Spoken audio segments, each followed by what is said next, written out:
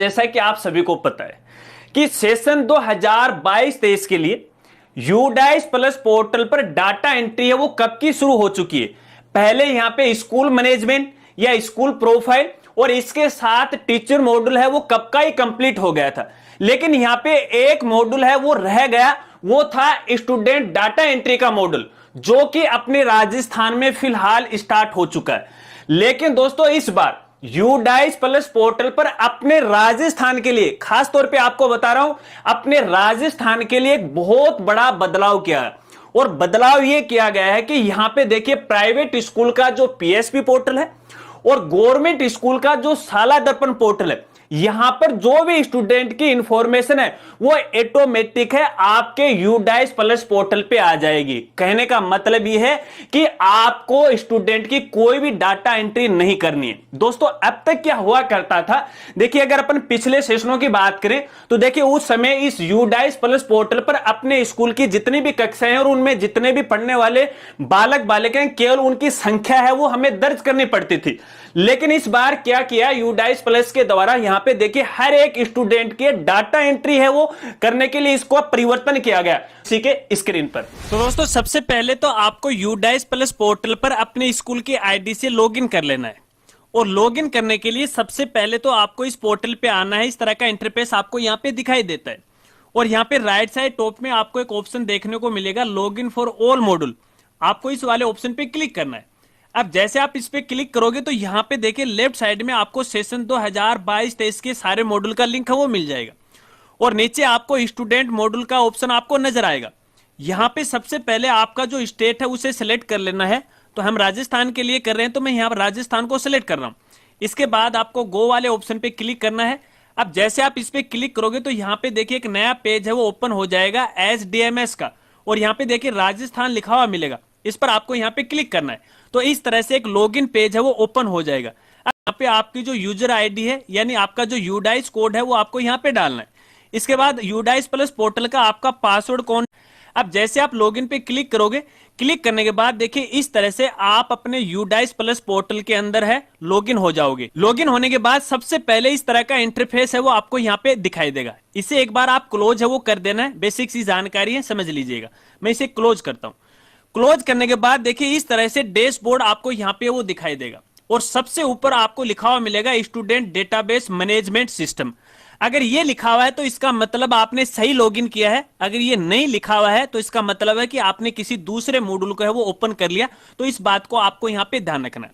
अब दोस्तों यहाँ पे देखिए जो ऑटोमेटिक डाटा सिंक होके आया है अपने पीएसपी पोर्टल और शाला दर्पण पोर्टल से, तो देखिए डैशबोर्ड पे है आपको यहाँ पे दिखा देगा जो भी कक्षाएं हैं और जिन कक्षाओं में जितने भी स्टूडेंट हैं आप यहां पे देख सकते हैं सारे स्टूडेंट है ऑटोमेटिक आ गए। हालांकि हमने यहां पर कुछ भी नहीं किया है। इस तरह से डैशबोर्ड आपको यहां पे दिखाई देगा। अब यहां पे देखिए इनकी यूजर मैनुअल है, अगर आप देखना चाहते हो तो वो भी देख सकते हो, लेकिन मैं बता रहा हूं तो देखने की कोई आवश्यकता नहीं। अब यहाँ पे देखिए ऊपर कुछ ऑप्शन आपको यहाँ पे दे रखे हैं। यहाँ पे सेक्शन मैनेजमेंट है, लिस्ट ऑफ ऑल स्टूडेंट है, रिपोर्टिंग मॉड्यूल है, स्कूल प्रोफाइल है। इन पर क्लिक करके संबंधित मॉड्यूल को आप ओपन कर सकते हैं। अब यहाँ पे देखिए ये इंग्लिश में ओपन हो रखा है। अगर आप इसे हिंदी में ओपन करना चाहते हो तो यहाँ पे देखिए जो लैंग्वेज है आप इसे सिलेक्ट कर सकते हो, हिंदी या इंग्लिश, आपकी मर्जी आप क्या करना चाहते हो, लेकिन मैं यहाँ पे इंग्लिश कर रहा हूँ। ठीक है। अब यहाँ पे देखिए दोस्तों जो भी स्टूडेंट का यहाँ पे ऑटोमेटिक डाटा है तो क्लास तो आपको यहाँ पे दिखाई दे रही है। उस क्लास में कितने स्टूडेंट है वो संख्या भी आपको देखिए टोटल आपको यहाँ पे दिखाई दे रही है। ठीक है। कितने लड़के हैं कितनी लड़कियां हैं वो टोटल संख्या आपको यहाँ पे दिखाई दे रही है। और यहाँ पे देखिए स्टेटस आपको नजर आ रखा है और फिलहाल यहाँ पे देखिए इसका जो कलर है वो भी रेड रेड आ रखा है। मैं आपको जूम करके वो दिखा देता हूं। देखिए रेड कलर आ रखा है। इसका मतलब है कि ये डाटा एंट्री है स्टूडेंट की कंप्लीट नहीं हुई है। और यहाँ पे देखिए आपको कॉलम भी देखने को मिल जाता है इनकम्प्लीट स्टूडेंट्स, यानी यहाँ पे स्टूडेंट का डाटा है वो पूरी तरह से कंप्लीट नहीं हुआ है। इसे आपको कंप्लीट करना पड़ेगा। अब कंप्लीट करने से पहले एक जानकारी मैं आपको देना चाहूंगा दोस्तों। सबसे पहले तो आपको अपना जो पीएसपी पोर्टल है, शाला दर्पण पोर्टल है, वहां पे स्टूडेंट की जो स्ट्रेंथ है वो आपको देखना है कि टोटल क्लास के अंदर कितने स्टूडेंट हैं, फर्स्ट सेकंड थर्ड, आपके हिसाब से वो देख लेना। ठीक है ना। उसी के अनुसार यदि यहाँ पे स्टूडेंट की संख्या वो आपको दिखाई दे रही है तो बहुत अच्छी बात है। ठीक है। अगर नहीं दिखाई दे रही है तो एक बार इसे आपको छेड़छाड़ नहीं करना। आगे मैं आपको बताऊंगा क्या आपको करना है। ठीक है। अब यहां पे देखिए प्रत्येक स्टूडेंट की डाटा एंट्री को आपको कंप्लीट करना पड़ेगा। अगर आप नया स्टूडेंट यहां पे ऐड करना चाहते हैं तो यहां पे देखिए ऐड स्टूडेंट का ऑप्शन है, एंट्री कंप्लीट कीजिएगा, स्टूडेंट ऑटोमेटिक है यहां पे ऐड हो जाएगा उसी क्लास के अंदर। हर एक क्लास के आगे स्टूडेंट है, यहां पे देखिए नाम दे रखा है ऐड स्टूडेंट, ठीक है ना। अब यहां पे देखिए प्रत्येक क्लास के जितने भी स्टूडेंट है, फॉर एग्जांपल देखिए ये फर्स्ट क्लास है, ठीक है ना, इसमें 33 स्टूडेंट है। इन 33 स्टूडेंट की डाटा एंट्री आपको कंप्लीट करनी पड़ेगी। मैं आपके एग्जाम्पल के लिए या फॉर डेमो के लिए यहां पे कक्षा 12वीं वाला ये जो ऑप्शन है या फिर ये जो स्टूडेंट की डाटा एंट्री है इसे ओपन करके आपको यहां पे दिखाता हूं, क्योंकि जो भी मैंने यहां पे किया है वो इसी के अंदर किया है। तो आपको व्यू मैनेज है इस वाले ऑप्शन पे आपको क्लिक करना है। अब जैसे आप इसे क्लिक करोगे तो देखिए जो भी क्लास आपने ओपन की है सबसे पहले तो उसका नाम आपको सबसे ऊपर वो दिखाई देगा, उसका सेक्शन भी आपको यहां पे दिखाई देगा, टोटल जो स्टूडेंट है उनकी संख्या है वो भी आपको यहां पे दिखाई देगी। यहां पे देख इसमें किसी प्रकार का आप कोई परिवर्तन नहीं कर सकते, ये यूडाइस प्लस ने ऑटोमेटिक यहां पे लिए है, इस बात को आपको खास तौर पे वो ध्यान रखना, ठीक है ना। अब यहां पे प्रत्येक स्टूडेंट का जेंडर भी आपको यहां पे नजर आ रखा है, अगर वो सही है तो ठीक है, अगर गलत है तो इसके बारे में भी हम आगे बात करेंगे। और यहां पे उसके डीओबी है वो दिखाई रखिए। अब दोस्तों यहां पे देखिए कॉलम आपको देखने को मिल जाता है एंट्री स्टेटस, और देखिए यहां पे प्रत्येक स्टूडेंट के आगे आपको फिलहाल की स्थिति के अंदर note started, note start date है वो देखने को मिलेगा। लेकिन मेरे केस के अंदर देखिए एक स्टूडेंट की डाटा एंट्री है वो कंप्लीट आपको यहां पे नजर आ रही है, क्योंकि मैंने इसको कंप्लीट किया है। अब यहां पे देखिए मेन बात यह है जिस भी स्टूडेंट की डाटा एंट्री यहां पे कंप्लीट हो जाती है तो उस स्टूडेंट के आगे यहां पे देखिए कंप्लीटेड लिखा हुआ मिलेगा, और यहां पे देखिए 3 आपको सेक्शन दे रखे हैं, ठीक है ना, छोटे छोटे ये देखिए कॉलम दे रखे हैं, जीपी, ईपी, एस एफ है ना, ये आपको ग्रीन नजर आएंगे। और स्टूडेंट के आप यहां पे देख सकते हो, यहां पे देखिए सब रेड आ रखा है। अब यहां पे जीपी का मतलब क्या है, यहां पे देखिए ऊपर लिखा हुआ जनरल प्रोफाइल, ईपी का मतलब क्या है इनरोलमेंट प्रोफाइल, और एसएफ का मतलब है स्टूडेंट फैकल्टी, ठीक है ना। तो ये इसका मतलब है। तो जब स्टूडेंट के सामने यहां पे देखिए ग्रीन कलर हो जाएगा, इसका मतलब है कि उस स्टूडेंट की सारा जो रिकॉर्ड है या डाटा एंट्री है वो कंप्लीट हो चुकी है। अब इसे कंप्लीट करने के लिए आपको क्या करना पड़ेगा। अब दोस्तों यहां पे देखिए कंप्लीट करने से पहले एक जानकारी आपको देना चाहूंगा। यहां पे देखिए कोई स्टूडेंट है आपके पोर्टल से एक्स्ट्रा आ गया, ज्यादा आ गया है, और कोई गलती हो गई पोर्टल से, अगर आप उसे डिलीट करना चाहते हैं तो प्रत्येक स्टूडेंट के आगे आपको यहां पे देखिए डिलीट का ऑप्शन है वो नजर आ रखा है, यहां से आप डिलीट भी कर सकते हो। लेकिन आपको डिलीट नहीं करना है फिलहाल के केस के अंदर, आगे मैं आपको बताऊंगा, ठीक है ना। तो यहां पे देखिए किसी स्टूडेंट के डाटा एंट्री को आपको कंप्लीट कैसे करना है, तो यहां पे देखिए हर एक स्टूडेंट के आगे यहां पे प्रीव्यू का ऑप्शन आपको दिखाई दे रखा है। देखिए आई का है ना, आंख का जो सिंबल नजर आ रहा है, इस पर आपको यहां पे क्लिक करना है। अब जैसे आप इसे क्लिक करोगे तो यहां पे देखिए स्टूडेंट की सारी इंफॉर्मेशन आपको है देखने को मिल जाएगी यहां पे।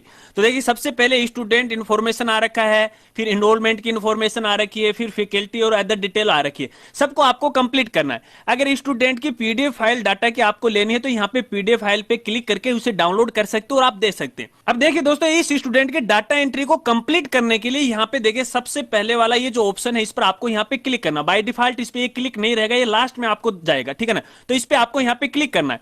तो यहाँ पे स्टूडेंट की जनरल जो इंफॉर्मेशन है आपको देखने को मिल जाएगी, तो ऑटोमेटिक पोर्टल से आ चुकी है। लेकिन कुछ डाटा एंट्री है यहाँ पे ऑटोमेटिक है, पोर्टल से नहीं आई है, साला दर्पण या पीएसपी पोर्टल से।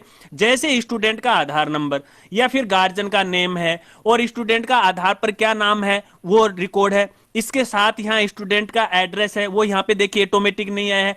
कुछ केस में यहाँ पे मोबाइल नंबर भी नहीं आ रखा है, कुछ केस में और एंट्री भी यहाँ पे नहीं आ रखी है। तो देखिए ये शुरुआती दौर है इस पोर्टल का, तो यहाँ पे कुछ टेक्निकल खामियां हैं, तो इसको लेके आपको चिंतित नहीं होना है, इसके बारे में हम आगे बात करेंगे। मैं बार बार आपको इसलिए बोल रहा हूं कि आगे बात करेंगे, आगे बहुत कुछ जानकारी मैं आपको यहाँ पे देने वाला हूं। अब देखिए मान लीजिए आपकी तरफ से सारा जो रिकॉर्ड है यहाँ पे सही सही आपने कर दिया है, यानी मैनुअल आपने फिल कर दिया जो यहाँ पे भरा हुआ नहीं है, तो फिर आपको यहाँ पे अपडेट वाले ऑप्शन पे क्लिक करना है।